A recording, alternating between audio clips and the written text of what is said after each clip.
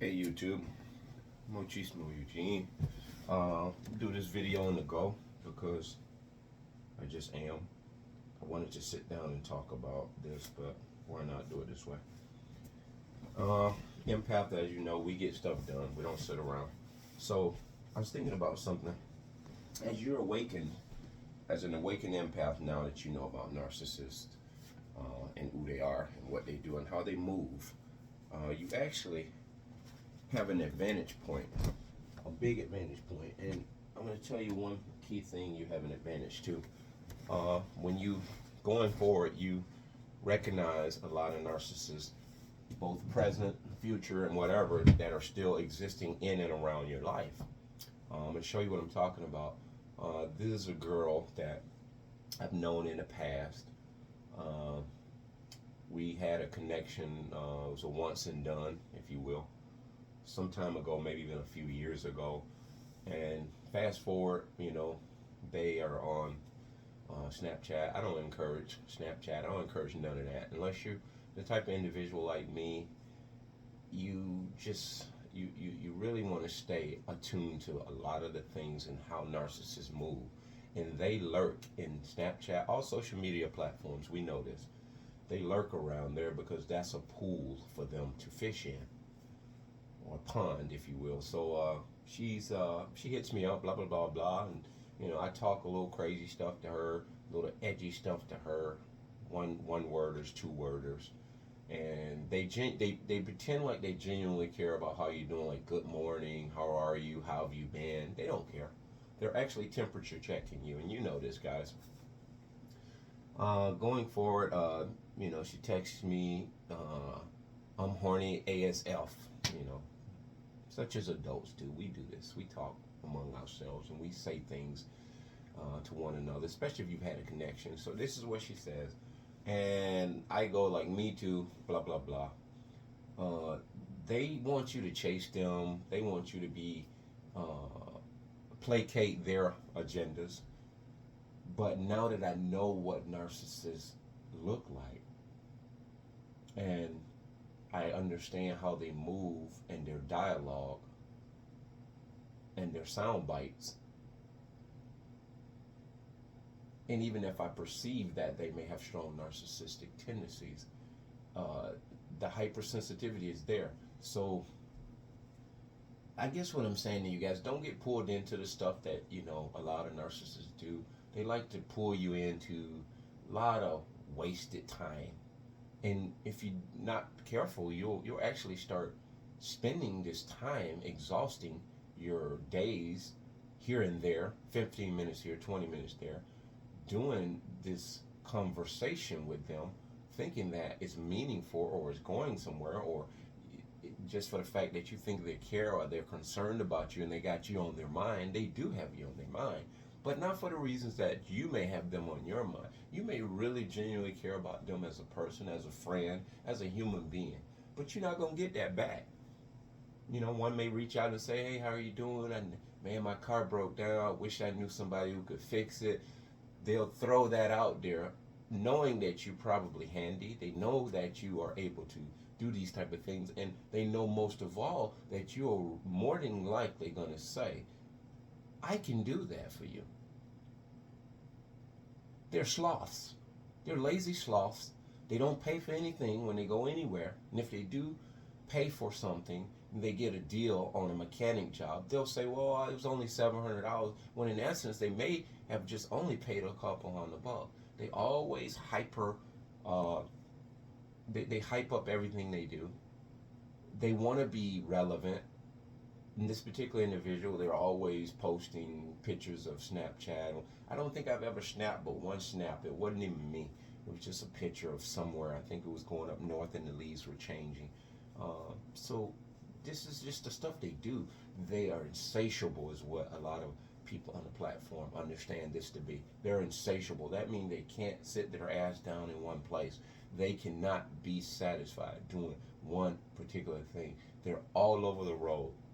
It's like letting a kid loose in the mall and to go in any store he wants. He'll spend 2 seconds in each store, not knowing what the hell he wants, not even caring. Just because he has free reign of the mall, he does any and everything imaginable. Now, translate that into an adult. As they wake up, they have a laundry list of things in their mental, whereas they're going to go. A lot of times, the one that I was married to and still am married to, she would get up, spend 2 hours or an hour in the makeup chair, dolling herself up, and would go to many, many different stores, just walking through, just baiting people, just wanting to be recognized. And I'm going to show you something. She's quiet, unassuming. So if you take this as a narcissist going into a place, being very what you call passive, subtle, quiet, reserved, covert, most often an empath is going to be drawn to that. He's going to watch that, whether it's a woman watching a narcissist man. She's going to be drawn to him because something's going to be different about him. He's going to be reserved. He's going to move in a very stealthy way. He's going to move in a very quiet, reserved way. And so that draws people in because they want to say to themselves, wow, you know, that person seems like they are very collective, and they're unassuming. But you can know a narcissist by some of the things I just described, because they shoot a conversation to you that's going nowhere. And if you are aware of it like we are now, let's say if you're not aware, this is a good rule of thumb. If you haven't been awakened and you think you may be dealing with a narcissist, whether it be at a distance or someone living right in your house with you, watch how they drum up a conversation with you. And we all know they'll text you, you'll text them back, it'll be hours before they reply back to the text. They could have just texted you 2 seconds ago. You text them right back, they just drop off the face of the earth, and then it's like, even the next day they'll text you back. And it'll be a response to the text that you just sent them back a second after they sent their text. It's just, this is to have you climbing up out of a hole, all for them to just push you back in when you barely get, when you're coming to the top, if you will. Use that analogy. You're digging yourself out of a hole of despair and whatever you may be going through in life, which we all go through from time to time.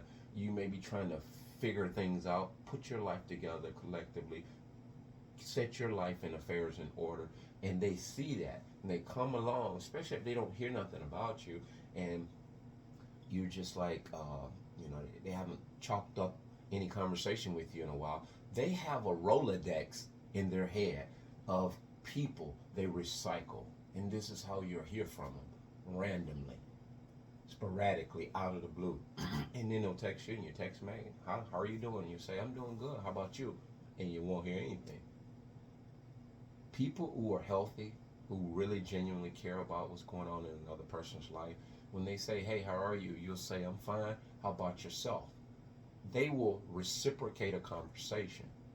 And just something I wanted to share with you guys before I got off to my day, be leery of people on the Snapchat, WhatsApp, or whatever.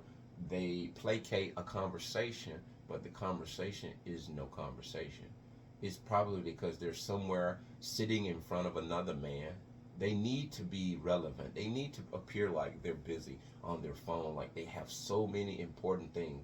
And then they'll probably chime in to the person they're sitting in front of, pecking on their phone, like, man, this person, blah, blah, blah, continue. Oh, man, what do they want? Oh, man. Oh, somebody text me. Hold up, let me see this. Hold up 1 second. I gotta text them back.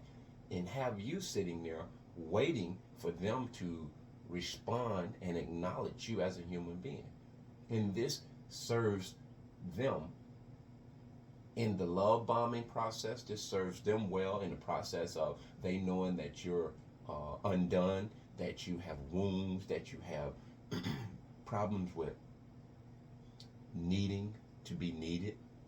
And so if they have you thinking that when you talk, they are paying attention, or they give you the illusion like they care about your conversation or your life or anything that involves your life, that's when they keep you on the hook. It's kind of like an exchange. I listen to you. Now I'm going to actually get you to do something triple time significant than what I just did. I pretended to care about your conversation. Now I'm going to play victim, like I am in need of you. Like the car situation. I wish I knew somebody who could fix on my car. You know anybody who can do that kind of work? And then you'll be like, oh, I do that. Bingo. They study you. They know who you are. They know what you are. They know you have a tenacity to give, to share yourself, to want to help somebody.